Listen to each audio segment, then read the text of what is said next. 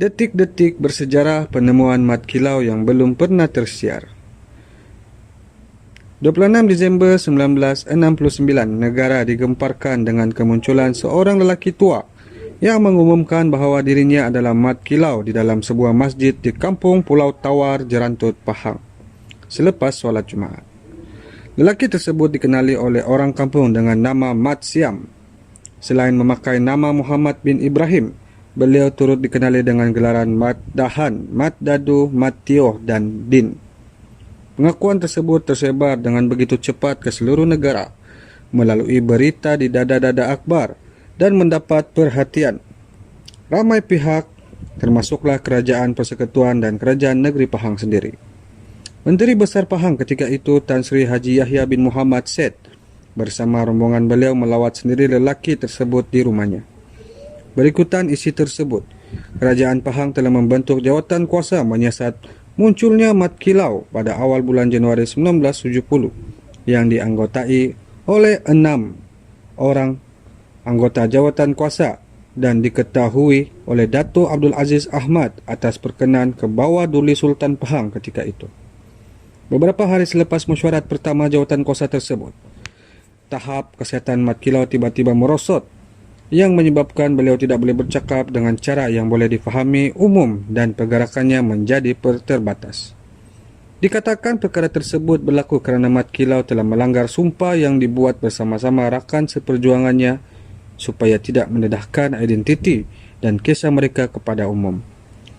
Jawatan kuasa tersebut terpaksa menggunakan cara lain untuk menyiasat perkara tersebut, iaitu dengan cara merujuk rekod-rekod kolonial dan akhbar serta kesaksian rakan-rakan seperjuangan mat kilau yang masih hidup ketika itu, memandangkan keterbatasan bagi mereka untuk mendapatkan maklumat daripada mulut Mat Siam sendiri.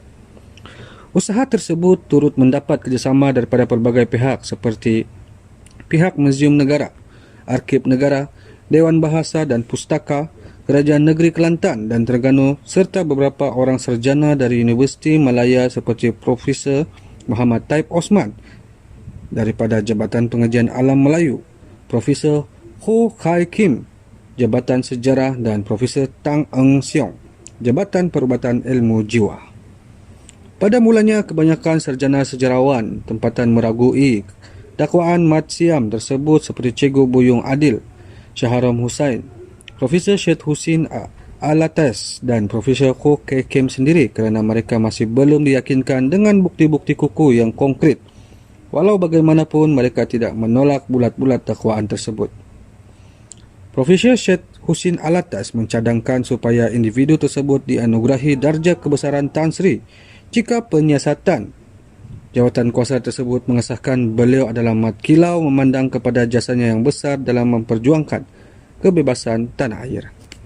Jadi, bagaimanakah laporan-laporan pegawai kolonial dan akhbar-akhbar pada tahun 1895 yang melaporkan bahawa mat kilau telah terbunuh dan telah dikebumikan di Bunut Payung, Kelantan? Dalam laporan jawatan kuasa tersebut mencatatkan bahawa Mat Siam pernah bercerita kepada ahli keluarganya yang terdekat bahawa sememangnya beliau telah ditangkap dan dipukul oleh tentera Siam sehingga pingsan, tetapi beliau tidak mati. Mayatnya kemudiannya diserahkan kepada Sultan Kelantan ketika itu untuk urusan pengebumiannya. Walau bagaimanapun, Sultan Kelantan tersebut mendapati yang mat kilau belum lagi mati setelah mat kilau sedar daripada pingsannya. Oleh kerana itu, Baginda telah berpakat dengan orang-orang istana supaya menukarkan jenazah mat kilau dengan batang pisang yang telah dikafankan dan membebaskan mat kilau setelah menasihati beliau supaya terus hidup dalam penyamaran. Sejak itu mat kilau berpindah randah di sekitar negeri Pahang, Kelantan dan Terengganu untuk menyembunyikan identiti sebenarnya kerana bimbang diburu tentera Inggeris. Beliau menggunakan pelbagai nama samaran. Rumah terakhirnya di Batu Lima, Jalan Gambang, Kuantan, Pahang. Ketika membuat kad pengenalan pada tahun 1948, beliau mendaftarkan dirinya sebagai Muhammad bin Ibrahim dengan nombor kad pengenalan 2044778.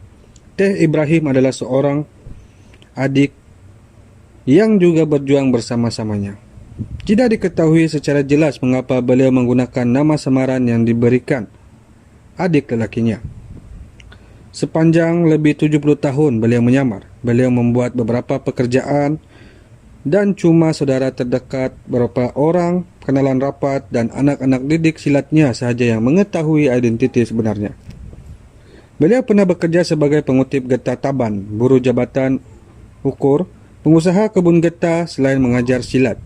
Beliau telah menyuruh anak-anak muridnya yang bersilat bersumpah bahawa mereka tidak akan mendedahkan identiti sebenarnya sehinggalah kubur beliau di kampus nanti. Pada bulan Disember 1969, setelah beliau didesak berkali-kali oleh cucunya, Abu Bakar bin Hasan dan ahli keluarga terdekat yang mengenali identiti sebenarnya, maka Mat Siam pun bersetuju untuk mendedahkan identitinya kepada kaum keluarganya yang lain, termasuklah kepada anak-anak kandungnya sendiri.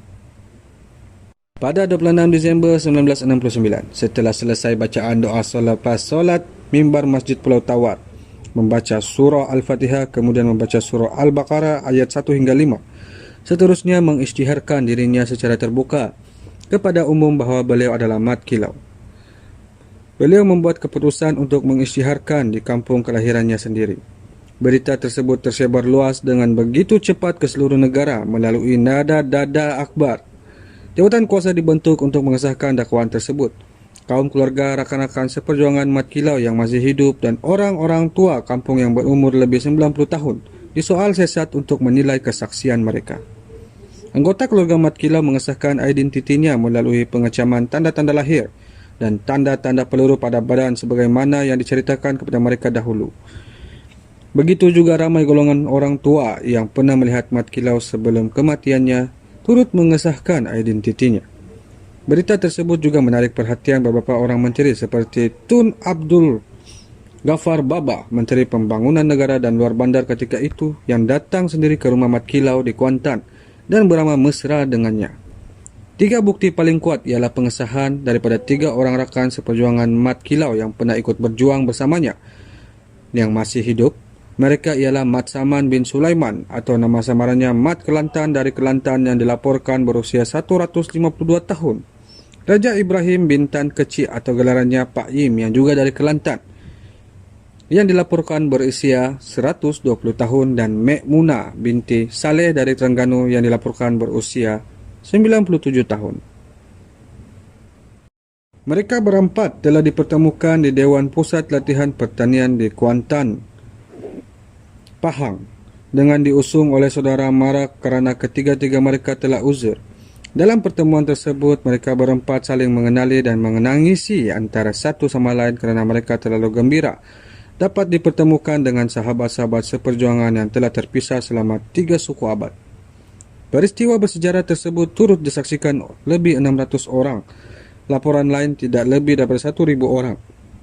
Ramai yang berhimpun di dewan tersebut.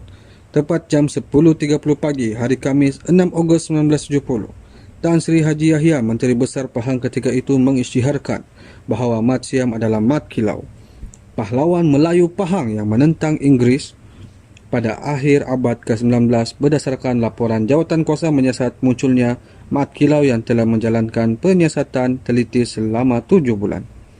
Sebanyak 20 kali mesyuarat diadakan sepanjang penyiasatan tersebut. Laporan tersebut juga menyatakan umur sebenar Mat Kilau ketika itu bukanlah 122 tahun seperti yang didakwa. Lahir tahun 1948 tetapi sekitar 106 atau 107 tahun. Lahir sekitar tahun 1866 atau 1867 kerana ayah Mat Kilau iaitu Tok Gajah Imam Rasul hanya berkahwin dengan Teh Mahada iaitu ibu Mat Kilau selepas Perang Saudara Pahang pada tahun 1863.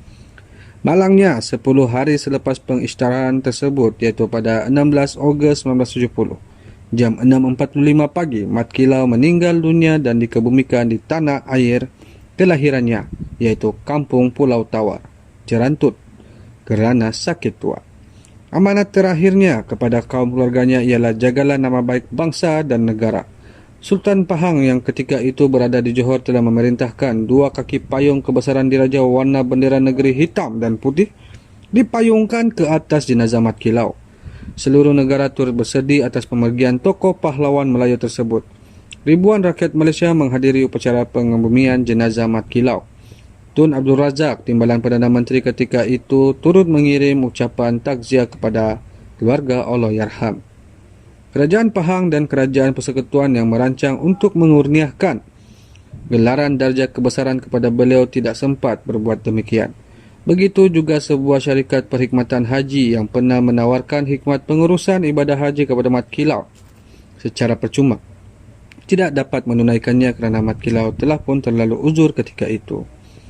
Menurut anak murid silat dan juga menantu Mat Kilau iaitu Abu Bakar Awang, beliau bersama-sama mertuanya itu pernah ke Padang Masjid Negeri di Kuantan untuk turut sama menyambut kemerdekaan negara peringkat negeri pada 31 Ogos 1957. Oleh itu, Mat Kilau merupakan satu-satunya tokoh pahlawan Melayu abad ke-19 yang sempat hidup menyambut kemerdekaan negara, suatu cita-cita yang sering diimpikannya suatu ketika dahulu bersama-sama rakan-rakan seperjuangannya. Begitulah kehidupan seorang pejuang sejati yang tidak mengharapkan anugerah tetapi sentiasa mahu melihat tanah airnya bebas merdeka. Menariknya, salah seorang cucu Mat Kilau iaitu Datuk Mazlan Jamaluddin, seorang bekas penolong penyiaran di stesen radio BBC di United Kingdom, pernah bercerita bahawa sewaktu beliau berkhidmat di BBC ketika itu, seorang bekas pegawai kolonial Inggeris yang juga bekas ketua perisikan MI5 yang pernah berkhidmat di Tanah Melayu dahulu pernah memberitahunya, "Mazlan, your grandfather Mat Kilau is still alive." Perbualan tersebut berlaku pada tahun 1963, 6 tahun sebelum Mat Kilau mengisytiharkan identitinya kepada umum. Ini menunjukkan kemungkinan pihak Inggeris mengetahui bahawa pahlawan Melayu Pahang tersebut masih hidup ketika itu.